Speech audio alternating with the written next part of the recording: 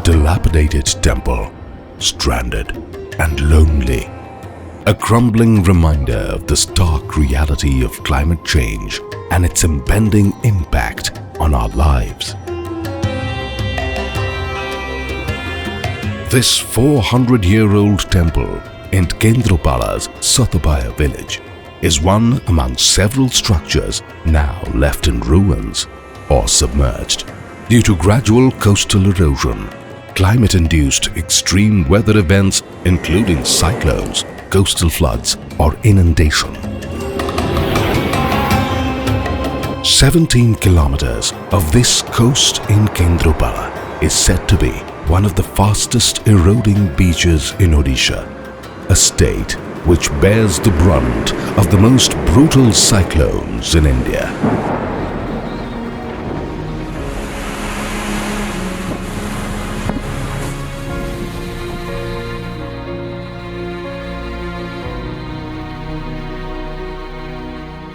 अनेशत मसीहा बात्यार जो प्रलयंकर महाबात्या आसला से महाबात्यार केवल आमर गोटे मात्र जिनस आमको रक्षा कला आम जीवन को से आमर जंगल मुणा जंगलटा आम ये 71 मसीहा बात्या पाखर अनुभूति कलु आज से जंगल सातवा घाट रास्ता पाखे थिला बोलिक आम से जंगल पाखे आसी आउजिक आम बंचिलु।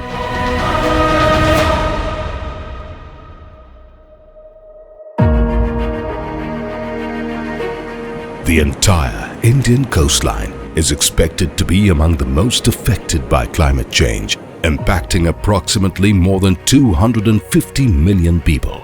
The Bay of Bengal and the Arabian Sea are both predicted to be hit by extreme climate variability under future climate scenarios. And globally, climate change could drive an additional 100 million people to poverty by 2030. Changes in monsoon rainfall patterns and drought frequency are affecting water resources, agricultural output, livelihoods, public health, and the economy. Very soon, the lives and livelihoods of the coastal communities would be at stake, especially the most vulnerable groups of the society, including women, children, and the elderly. In an attempt to address the climate-propagated vulnerabilities, the Ministry of Environment, Forest and Climate Change, Government of India, in collaboration with the Green Climate Fund state governments of Odisha, Maharashtra and Andhra Pradesh and UNDP, are implementing the Enhancing Climate Resilience of India's Coastal Communities, or ECRICC project. The ECRICC project focuses on 13 coastal states and UTs with landscape-level implementation in Odisha, Maharashtra and Andhra Pradesh. It aims to enhance lives and livelihoods of those inhabiting coastal areas that integrates ecosystem-centered and community-based approaches. This paradigm shift will be achieved through investing in ecological infrastructure, following a nature-based solution approach to buffer against climate-induced hazards. ECRICC is also expected to successfully contribute towards the priorities outlined in India's National Action Plan on Climate Change 2008, the National Coastal Mission, the state action plans, as well as commitments outlined in India's nationally determined contribution. Studies show that the entire coastline in Odisha, stretching from Balasore to Ganjam, is at risk from flooding and inundation due to rising sea levels by 2050. Odisha lost 153.8 kilometers or 28% of its 485-kilometer long coastline between 1999 and 2016 to seawater ingression. According to a 2018 study by the National Centre for Coastal Research, Chennai, perhaps why the ECRICC project will focus on 7 landscapes in the state: Balasuri in Balasore, Devi Mouth and Chilika in Puri, Mahanadi Mouth and Bhitorkanika in Kendropala, and Bahuda and the remaining Chilika area in Ganjam. One विभाग तरफ बहुत भी सचेतनता बुद्धिजीवी माध्यम गाँ गहली सब meeting करी एगुड़ा को सब सचेतन दे कि वर्तमान लोक आ जंगल उपर निर्भर करूना आमे गाँव में समस्ते प्रतिश्रुति नहीं समस्ते मिसिकी नूला जंगल सृष्टि करूँ। A key component of the ECCC project in Odisha is to increase the area of mangrove cover.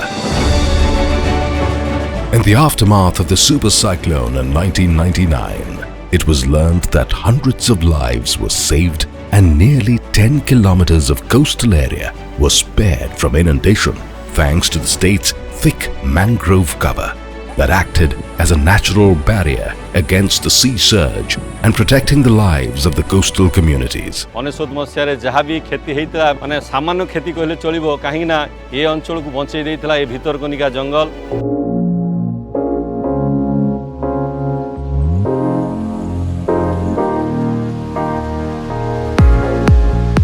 The Bhitarkanika forests, India's second largest mangrove wetland, spreads across 670 kilometers. It acts not only as a buffer between land and sea, but also as a habitat that facilitates carbon storage due to salt-tolerant plants. In the present scenario of climate change and its impact, these ecosystems are crucial in terms of carbon sequestration, etc. The blue carbon ecosystems are known to be significant carbon dioxide sinks with average carbon sequestration rates of mangroves at 829 grams of carbon dioxide per meter square per year. Mangroves are also unparalleled in filtering out industrial waste, chemicals and other pollutants. They also provide breeding grounds for many species of marine life, which in turn provides food, jobs and livelihoods to fishing and other communities who live in surrounding areas. The ECCC project is restoring and regenerating life around the mangroves by identifying new areas and creating meta-nurseries for plantation of mangroves, enhancing the resilience of coastal and marine ecosystems and their services, promoting livelihood diversification and job opportunities of the locals through a community-centric consultative approach, engaging the peripheral communities and vulnerable populations, particularly women, in climate-adaptive decision-making, involving women's self-help groups in awareness programs about the importance of mangroves, not just in regards to climate change, but also as a scope for employment and income generation. सरकार को आम धन्यवाद दे सरकार को आम कृतज्ञता जानबू जे सरकार आम एत चिंता कर सरकार आम एत भावुं सरकार योजना सब कर आधार आम बहुत आम गाँ लोक भी बहुत खुशी. As the world looks at more ways to tackle climate change, a gender-transformative and community-based approach may perhaps be the key to achieving climate resilience.